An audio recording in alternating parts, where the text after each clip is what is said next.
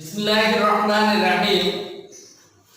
সুপ্রিয় শিক্ষার্থী সবাই কেমন আছেন? আমি বনশ্রী ন্যাশনাল আইডিয়াল স্কুলের গণিতের শিক্ষক Amirul Alam. Banasree national ideal school কর্তৃক আয়োজিত বিএনএস হোম স্কুল এর পক্ষ থেকে আপনাদের সবাইকে আবারও শুভেচ্ছা ও স্বাগতম। শিক্ষার্থী বন্ধুরা, আজকে আমরা পঞ্চম শ্রেণীর আমার দ্বিতীয় ক্লাস আর কি, তোমাদের মোট ক্লাস পঞ্চমের চতুর্থ ক্লাস, আমার সেকেন্ড ক্লাস অনুশীলনী 9 এখান থেকে অঙ্ক করব। গত ক্লাসে আমরা এখান থেকে 5 পর্যন্ত করে ফেলেছি, তোমাদের বার্ষিকের সাথে এটা রিলেটেড। আজকে আমরা পরের অঙ্কগুলো করার চেষ্টা করব। 6, 7, 8 তিনটা অঙ্ক হয়তো আছে, আমরা দেখি কতটুকু করতে পারি। তোমরা খুব মনোযোগের সাথে আমার সাথে থাকো এবং বোঝার চেষ্টা করো। আমরা গত ক্লাসে এই অধ্যায় রিলেটেড যে সূত্র সেগুলো দিয়ে দিয়েছি, ওই সূত্রগুলো দিয়েই আজকে আমরা অঙ্ক করব। যেহেতু একই অধ্যায়, একই রকমের অঙ্ক, হয়তো একটু আলাদা উত্তর এরকম আছে। তো আসো আমরা প্রথম অঙ্কটায় চলে আসি। 6 নাম্বার, ব্যাংক থেকে 50,000 টাকা ঋণ নিয়ে 8 বছর পর মোট 98,000 টাকা পরিশোধ করা হলো। তাহলে দেখো ব্যাপারটা হলো এরকম, ব্যাংক থেকে 50,000 টাকা নেওয়া হয়েছে, ঋণ নেছো, কিন্তু এই 50,000 টাকা তুমি নেওয়ার পর 8 বছর পরে 98,000 টাকা পরিশোধ করতে হয়েছে। তাহলে নিয়েছিলে 50,000, পরিশোধ করছো 98,000, তার মানে তোমাকে কত বেশি পরিশোধ করতে হলো? 50 আর 98 এর পার্থক্য কত? 98 থেকে 50 বাদ দাও, 48,000 টাকা তোমাকে বেশি দিতে হয়েছে।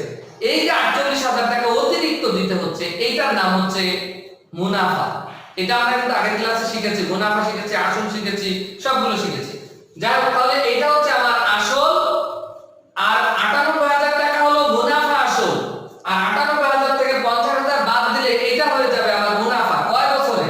8 বছর ধরে এই মুনাফাটা হয়েছে। তো আমি 8 বছরের মুনাফা ধরে অঙ্ক করতে পারি, আবার যদি এখান থেকে আমরা 1 বছর বের করে নিয়ে অঙ্ক করতে চাই তাও করতে পারবো। আসো আমরা স্টার্ট করি। 6 লিখি এখানে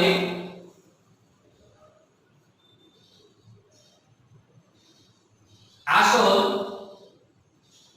50,000 টাকা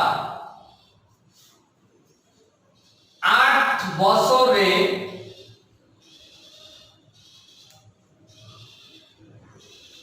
মুনাফা আসল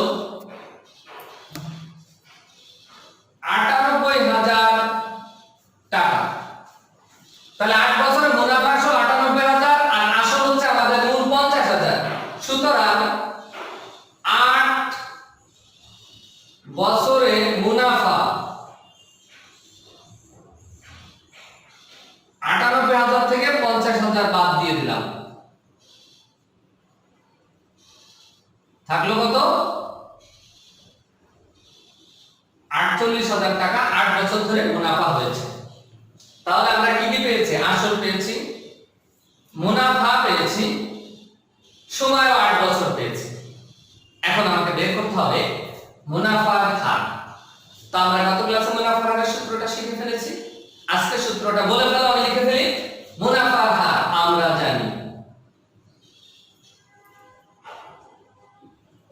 জানি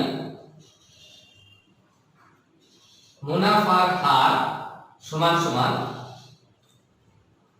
সূত্রটা কি ছিল? মুনাফা গুণ 100, নিচে কি ছিল মনে আছে? সময় গুণ আসল। আমরা এখন মান বসিয়ে দেব, উত্তর হয়ে যাবে। আমাদের মুনাফা কত পেয়েছি? 48,000 গুণ আছে 100, সময় কত পেলাম? কয় বছর হয়েছে মুনাফাটা? 8 বছর। আর আসল ছিল কত? 50,000। করি, হিসাব করো মনে মনে। এই 3 শূন্য এই 3 শূন্য বাদ, 1000 দিয়ে যদি কাটো তাহলে এখানে 3 শূন্য এখানে 3 শূন্য বাদ, 3 শূন্য 3 শূন্য বাদে যা থাকে আমি লিখি। 48 থাকে, এখানে গুণ থাকলো 100, আর এখানে থাকলো 8 গুণ 3 শূন্য 3 শূন্য, তাহলে এখানে 3 শূন্য নাই, থাকলো কত 50। আমি শুধুমাত্র 3 শূন্য 3 শূন্য কেটেছি। এবার আমি যদি 50 দিয়ে 100 কাটি, এটা হবে 2, আর 8 দিয়ে যদি 48, 6 8 48, এটা হবে 6, তাহলে 6 দুগুণে কত আসলো 12 টাকা। তুমি উত্তর লিখে দিবা 12%। কেন? মুনাফার হার উত্তরে পার্সেন্ট লিখতে হবে, মুনাফার হার মানে হলো পার্সেন্ট। তো বন্ধুরা দেখো, আমরা এই অঙ্কটা অনেক সুন্দর করে শিখে ফেললাম। তোমরা এটাকে প্র্যাকটিস করবা এবং শেখার চেষ্টা করবা। চলো আমরা এবার পরের অঙ্কটা চলে যাই। আমরা এটা এখন মুছে ফেলি, তারপরের অঙ্কটা একটু দেখতে থাকো, আমরা করে ফেলি পরেরটা। পরেরটা হলো, কোশ্চেনটা একটু পড়ো তো মনোযোগ দিয়ে, দেখি পরেরটা কি আছে। পরের প্রশ্নটা, একটি দোকানে 1800 টাকার পণ্য 20% কমে বিক্রয় করা হলো। একটা দোকানে 1800 টাকার জিনিস 20% কমে বিক্রয় করা হয়েছে। প্রশ্ন হলো বিক্রয় মূল্য কত? 1800 টাকার জিনিস, এটার মূল্য 1800 টাকা, এটার দাম, কিন্তু এটা বিক্রি করতে হচ্ছে 20%। 20%, এটার অর্থ বুঝতে হবে। 20% মানে 100 টাকায় 20 টাকা কমে যাচ্ছে। এই কমে বিক্রি করা হলে হচ্ছে পণ্যটি বিক্রয় মূল্য বের করো।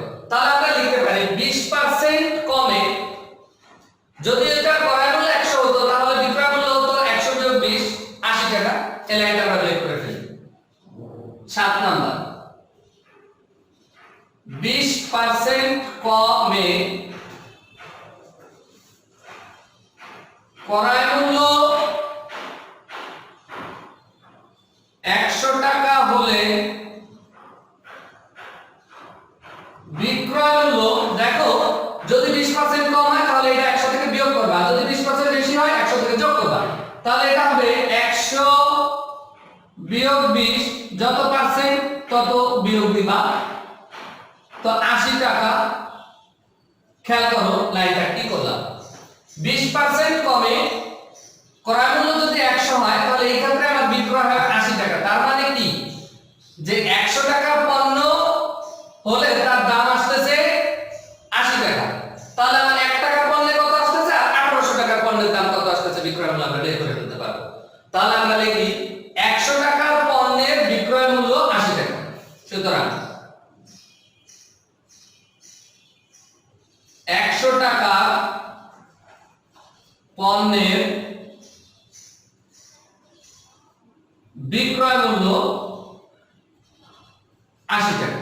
সুতরাং 1 টাকার পণ্যের বিক্রয় মূল্য, এখানে তুমি ডট ডট দিলে দিতে পারো, না দিলে সরাসরি এই কথাগুলো লিখে দাও, ভালো হয়, যেহেতু তোমরা 5, তাহলে লাইনগুলো লিখে দাও। টাকার পণ্যের বিক্রয় মূল্য, খেয়াল করো 100 টাকার পণ্যের বিক্রয় মূল্য 80 টাকা, তাহলে 1 টাকার যদি পণ্যটা হয়, 1 টাকা মানে কি খুব কম, তো 1 টাকার পণ্যের বিক্রয় মূল্য কি হবে, কম হবে না বেশি হবে? অবশ্যই অনেক কম হবে। তো কম হলে এটা নিচে চলে যাবে, ভাগ হয়ে যাবে, এত টাকা। এরপরে আমি যদি এখন 1800 টাকার পণ্যের দাম বের করতে চাই, 1800 টাকার পণ্যের দাম কি কমবে না বাড়বে? অবশ্যই বেশি হয়ে যাবে। সুতরাং আমরা 1800 টাকা পণ্যের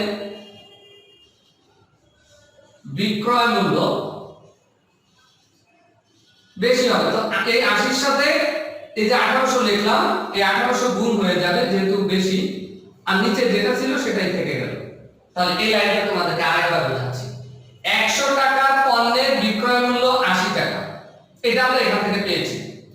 1 টাকার পণ্যের বিক্রয় মূল্য কমে যাবে, কমে গেলে এই 80 যেখানে ছিল সেখানেই থাকলো, আর এই পাশেরটা ভাগ হয়ে গেল কমে যাওয়ার কারণে। এরপর আবার 1800 টাকা লিখলাম, এবার তো অনেক টাকা, তাহলে এটা বেশি হবে, তাহলে এই 80 আর 100 যা ছিল থাকলোই, শুধু 18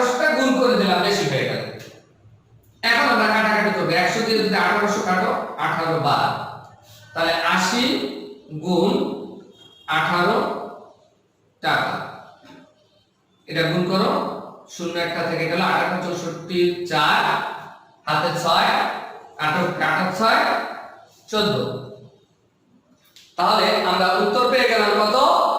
1440 টাকা। উত্তর লিখে দাও, উত্তর 1440 টাকা। শিক্ষার্থী বন্ধুরা দেখো আমরা স্টেপ বাই স্টেপ সুন্দর করে দুটি অঙ্ক শিখে ফেলেছি। এবার আমরা চলে যাব পরের অঙ্কে। পরেরটা 8 নম্বর অঙ্ক। আমরা 6 আর 7 করে ফেলেছি, অনেক সুন্দর করে বুঝেছো। এবার 8। একজন বিক্রেতা কৃষকের কাছ থেকে এক ঝুড়ি সবজি কিনে 40% লাভে 6300 টাকায় বিক্রয় করলো। বলছে সবজির ক্রয় মূল্য বের করতে হবে। আবার দেখো একজন বিক্রেতা, এটা কোনো ফ্যাক্টর না, কৃষকের কাছ থেকে এটাও ফ্যাক্টর না, সে এক ঝুড়ি সবজি কিনছে, মূল ফ্যাক্টরটা হচ্ছে সে কত পার্সেন্ট লাভে কিনেছে, 40% লাভে কিনেছে এবং কয় টাকা বিক্রি করেছে, 6300 টাকা বিক্রি করেছে। আমাকে ক্রয় মূল্য বের করতে হবে। তাহলে আমি যদি 40% লাভে, ঠিক আগের মতো আগের অঙ্কের হিসাবে আসি, 40% লাভ, আগেটা ছিল 20% কম বিয়োগ হয়েছিল, এখন 40% লাভ হলে তাহলে কি হবে? এটা বেড়ে যাবে। তাহলে আমরা লিখি 40% লাভে, 40% লাভে ক্রয় মূল্য 100 টাকা হলে বিক্রয় মূল্য কত? 40% যদি লাভ হয় তাহলে 100 টাকার ক্ষেত্রে হবে কত? 140। 100 যোগ 40, কেন যোগ হলো? 40% লাভ হয়েছে, তার মানে কি লাভ হইলে বেশি, 40% পার্সেন্ট মানেই তো 100, সেজন্য আমরা লিখেছি 100 টাকা হলে বিক্রয় মূল্য হবে, ক্রয় মূল্য যদি 100 ধরি তখন বিক্রয় হয় 100 যোগ 40 টাকা, দ্যাট ইজ 140 টাকা। এটা পেলাম বিক্রয় মূল্য 140 টাকা। তাহলে এই ক্ষেত্রে ক্রয় মূল্য কত? 100 টাকা। আমাকে বের করতে হবে ক্রয় মূল্য। ক্রয় মূল্য যদি বের করতে হয় তাহলে আমি ক্রয় মূল্যকে উত্তরের সাইডে রাখবো, বিক্রয় মূল্যকে আমি বাম সাইডে রাখবো। কিভাবে? আমি লিখতে পারি বিক্রয় মূল্য 140 টাকা হলে ক্রয় মূল্য 100 টাকা, 1 টাকা হলে আর 6300 টাকা হলে, ঠিক আগের অঙ্কের মতো করতেছি। তাহলে আমরা লিখি বিক্রয় মূল্য 140 টাকা হলে ক্রয় মূল্য 100 টাকা। বিক্রয় মূল্য 1 টাকা হলে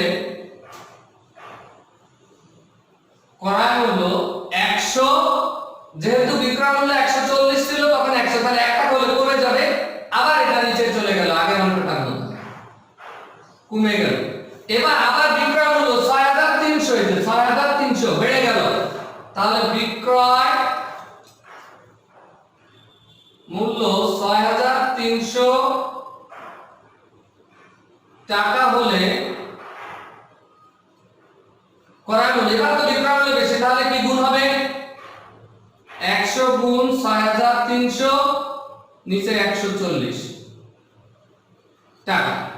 এখন খেয়াল করো, আমরা যদি কাটাকাটি করার চেষ্টা করি, ফার্স্ট চিন্তা করো আমি 10 আর এখান থেকে যদি 10 কেটে দেই, অথবা তুমি যদি ভাবো ঠিক আছে শূন্য কাটো তাহলে তোমার সুবিধা হবে, 10 কাটলাম, থাকলো 100, আর এখানে 10 বাদ থাকলো 630, আর নিচে যদি শূন্য বাদ যায় থাকে 14। তাহলে আমি কি করলাম? একটা শূন্য কেটেছি, এখানে 1 বাদ দিয়ে যা থাকে তাই লিখেছি। এখন আমি যদি 7 দিয়ে 14 কে কাটি, 7 দুগুণী 14, 7 দিয়ে যদি তুমি 63 কে কাটো 7 9 63, তোমাকে নামটা জানতে হবে কিন্তু 7 এর নামটা 7 দিয়ে যদি 14 কাটো 7 দুগুণী 14 কে 7 দিয়ে ভাগ করলে হয় 2 আর 63 কে 7 দিয়ে ভাগ করো 7 9 63, একটা শূন্য ছিল একটা শূন্য বসাই দিলাম। এখন আমি আবার এই 100 কে 2 দিয়ে কাটতে পারি, 2 এর নামটা পড়লে 50 বার 50 দুগুণী 100, 2 কে 2 50 দুগুণী 100। তাহলে নিচে 1 লিখলেও হয় না লিখলেও হয়, শুধু থাকলো আমার 50 গুণ 90 এত টাকা। এখন আমরা গুণ করব 5 9 45 আর দুটো শূন্য ছিল বসাই দিলাম, তার মানে 4500 টাকা। তাহলে আমার যখন বিক্রয় মূল্য 6300 টাকা, সেই ক্ষেত্রে আমার ক্রয় মূল্য 4500 টাকা। উত্তর লিখে দাও বন্ধুরা, উত্তর 4500 টাকা। তাহলে আমাদের এই অধ্যায়ের যে 8টা অঙ্ক সম্ভবত 8টা অঙ্ক আমরা করে ফেললাম। নেক্সট ক্লাসে হয়তো এগুলোর উপরে আমি যোগ্যতা ভিত্তিক তোমাদের জন্য তৈরি করে নিয়ে আসব, তখন সেগুলো আবার শেখাবো এবং তোমরা আশা করি ওই ক্লাসের অপেক্ষায় থাকো এবং মনোযোগ দিবা। ইনশাআল্লাহ অনেক সুন্দর করে আমরা অঙ্কগুলো শিখে ফেলবো। তো বন্ধুরা, তোমাদের এখন আমি হোমওয়ার্ক দেব। হোমওয়ার্ক সবসময় দিয়ে থাকি CW to HW, কারণ নতুন অঙ্ক দিলে অনেক সময় তোমাদের প্রবলেম থাকে, পারো না বা পারো না, কেউ পারে না প্রশ্ন থাকে, যে কারণে যেটা করিয়েছি এটাই তোমরা সুন্দর করে HW করে ফেলবে। আর একটা ব্যাপার সেটা হচ্ছে, যদি তুমি প্রশ্নের সম্মুখীন হও অর্থাৎ তোমার সমস্যা হয়, প্রবলেমে পড়ো, একটা নাম্বার এখানে দেওয়া আছে আমার, তুমি এই নাম্বারটায় ফোন দিতে পারো, যে কোনো প্রশ্ন থাকলে প্রশ্ন করতে পারো। আর যে কাজটা করবা, তোমার HW খাতায় তারিখ দিবা, ক্লাস নং দিবা, সুন্দর করে দিয়ে HW-টা করবা। HW খাতা রবিবারে জমা দেবা, রবিবারে নিবে, এটা আগেই বলা আছে আমাদের, প্রত্যেক রবিবারে জমা দিয়ে আবার রবিবারে নিয়ে যাবা।